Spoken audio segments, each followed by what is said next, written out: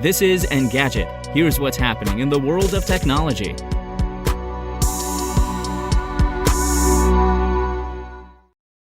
It's Monday, January 10th. Apple might use its now customary spring event to update its most affordable smartphone. Bloomberg's Mark Gurman claimed in his latest newsletter that Apple is expected to introduce a third-generation iPhone SE this spring through a virtual presentation likely happening in March or April.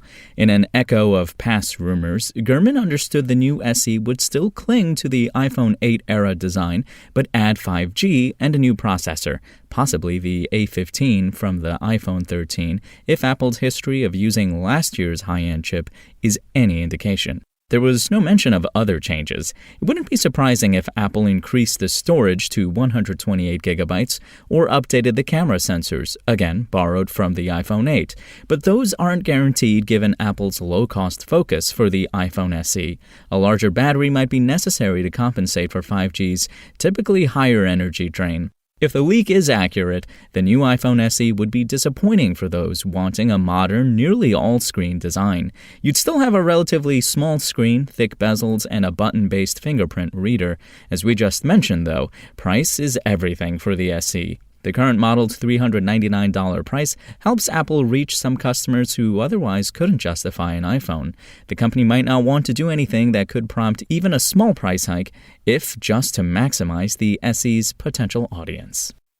And Roblox may be enjoying success in many parts of the world, but it's currently in limbo in China.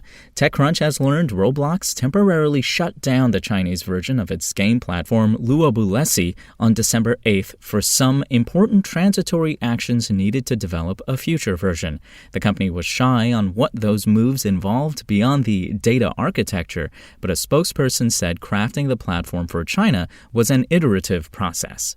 The pause hasn't thrilled fans. Roblox only launched Luobulesi 5 months before the shutdown, and many players felt the company only gave them very short notice. They also didn't buy an official claim they'd been playing a test version, noting they could still spend real money. There's a chance China's strict digital rules may have played a role. The Chinese government requires licenses for games, and Roblox has more challenges than most developers.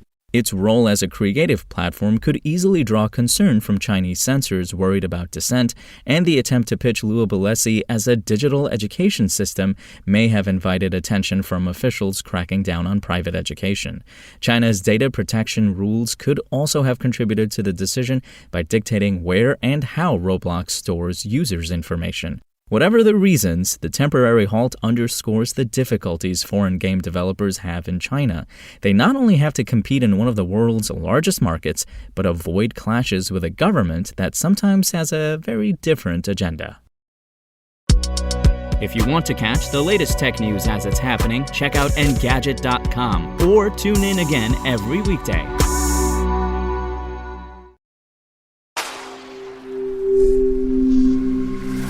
Spoken Layer.